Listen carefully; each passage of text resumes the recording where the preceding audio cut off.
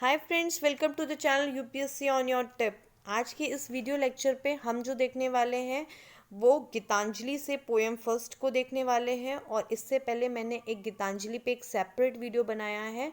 अगर गीतांजलि के बारे में आप लोगों को और जानना है तो आप लोग उस वीडियो को ज़रूर से देखें। फिर भी इस वीडियो में मैं एक बार रिवाइज़ करवाना चाहूँगी कि गीतांजलि एक्चुअल में है क्या। Gitanjali is a collection of poem which was composed by Rabindranath Tagore. और इसके इंग्लिश वर्जन को भी रविंद्रनाथ टैगोर ने ही कंपोज किया था, जिसका उन्होंने टाइटल दिया था सॉन्ग ऑफरिंग्स, और जिसके लिए उन्हें 1913 में नोबेल प्राइज़ मिला था। और इस तरीके से वो फर्स्ट नॉन यूरोपियन व्यक्ति मिले बन गए थे जिन्हें नोबेल प्राइज़ से नवाजा गया था। आई होप यहाँ तक आप लोगों को समझ में आ गया होगा। जैसे मैंने कहा है, आज हम गीतांजलि की पोएम फर्स्ट को देखेंगे। तो ये जो पोएम है वो 4 स्टैंजाज में है, और हम हर स्टैंजा को पढ़ेंगे और उसके मीनिंग को देखेंगे कि उसमें पोइट क्या कहना चाह रहा है। तो सबसे पहले हम स्टैंजा फर्स्ट को देखते हैं। इसमें पोइट ने कहा है, thou hast made me endless, such is thy pleasure, this frail vessel thou emptiest again and again and finest it ever with a fresh life.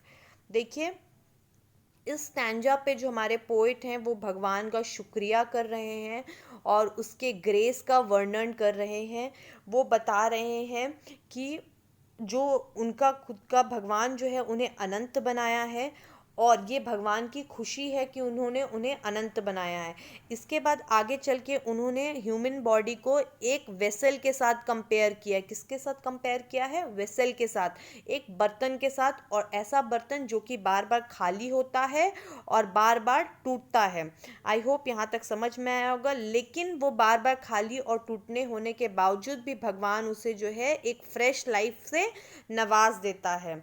I hope यहाँ तक आप लोगों को क्लियर होगा। एक बार मैं फिर से बताना चाहूँगी, इस लाइन पे, इस स्टैंजा पे पोएट जो है वो भगवान का शुक्रिया कर रहा है। वो ये कह रहा है कि आपने मुझे अनंत बनाया, मैं तो एक ऐसा बर्तन हूँ जो बार बार खाली होता हूँ और टूट जाता हूँ, फिर भी आप जो है मुझे एक नए जीवन के साथ नवाज देते हैं और मुझे इटर्नल कर देते हैं। देखिए, इस स्टैंजा का एक बैकग्राउंड है जो कि हिंदू माइथोलॉजी पे बेस्ड है।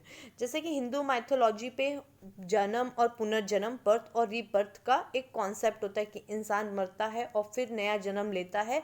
सिमिलरली वही उसी तरीके को पोइट यहाँ पे बताना चाह रहे हैं कि मैं तो एक खाली बर्तन हूँ जो कि बार बार खाली होता हूँ और टूटता हूँ, फिर भी आप मुझे एक नया जीवन बार बार देते हैं। और इस तरीके से वो ये क्या कह रहा है, भगवान को ये कह रहा है कि भगवान सभी ह्यूमन बींग्स का मास्टर है और वो अपने सभी सब्जेक्ट्स का ध्यान रखते हैं और उनकी प्रॉब्लम को सॉल्व करते हैं। और इस तरीके से भगवान इंसान को एंडलेस, दैट इज अनंत बनाते हैं, और ये भगवान का खुशी है या प्लेजर है। आई होप ये स्टेंजा आप लोगों का क्लियर होगा। नेक्स्ट में हम देखते हैं हमारा नेक्स्ट स्टेंजा क्या है। हमारे नेक्स्ट स्टेंजा में देखिए, this little flute of read thou hast carried over a hills and dales and hast breathed through it melodies eternally new। देखिए, इस स्टेंजा पे जो हमारे पोइट हैं रविन्द्रनाथ टैगोर, वो खुद को एक फ्लूट बता रहे हैं और भगवान को वो क्या बोल रहे हैं, भगवान को वो फ्लूट प्लेयर, बांसुरी वादक या एक म्यूजिशियन बता रहे हैं। वो ये कह रहे हैं कि मैं तो एक बांसुरी हूँ जिसे आप जो है अपने साथ कहाँ कहाँ, हिल्स डेल्स, सब जगह लेकर के जाते हैं। और इस ही स्टैंजा में आगे चल के पोइट शायद अपने आप को फ्लूट बता रहे हैं और भगवान को फ्लूट प्लेयर, और जब वो फ्लूट को जब जब वो बांसुरी बजाते हैं तो उससे जो ध्वनि निकलती है उसी को वो अपने पोयम का फॉर्म दे रहे हैं। ठीक है, आई होप यहाँ तक क्लियर होगा। अब आगे देखते हैं स्टैंजा थर्ड में। स्टैंजा थर्ड में वो कह रहे हैं, at the immortal touch of thy hands my little heart lodges it limits in joy and gives the birth of utterance ineffable। आगे पोइट बोलते हैं कि आपका जो इमॉर्टल टच है, ठीक है, उससे मेरा जो हृदय है वो बहुत खुश हो गया है और मैं इस स्थिति में आ गया हूँ कि मैं कुछ बोल नहीं पा रहा हूँ। ठीक है, मतलब वो ये कह रहा है, भगवान जो आपने मुझे टच किया, उस टच के बाद मेरा दिल इतना खुश हो गया है कि अब मैं कुछ बोल नहीं सकता हूँ। ठीक है, इस स्टैंजा में सिर्फ उन्होंने इतना ही कहा है। आगे देखते हैं स्टैंजा फोर्थ में, देखते हैं स्टैंजा फोर्थ में है, thy infinite gifts come to me only on this very small hands of mine, ages pass and still thou pourest and still there is room to fill. इस stanza में पूरी तरीके से पोइट जो है वो भगवान का शुक्रिया कह रहा है कि भगवान जो आपने मुझे इतने सारे, इन्फिनाइट का मतलब होता है जो गिना ना जा सके, इतने सारे मुझे गिफ्ट दिए हैं और उस गिफ्ट को मैं अपने छोटे छोटे हाथों से लेता हूँ और संभालता हूँ। आगे वो ये कह रहे हैं कि एजेस पास, क्या हो रहा है, एजें जा रही हैं, मतलब कि सदियां बीतती जा रही हैं और फिर भी आप मुझे जो है वो देते जा रहे हैं, इसका मैं शुक्रिया करता हूँ। और इस इतना आपके देने के बाद भी अभी भी जगह है, आप मुझे और दे सकते हैं। आई होप यहाँ तक क्लियर होगा।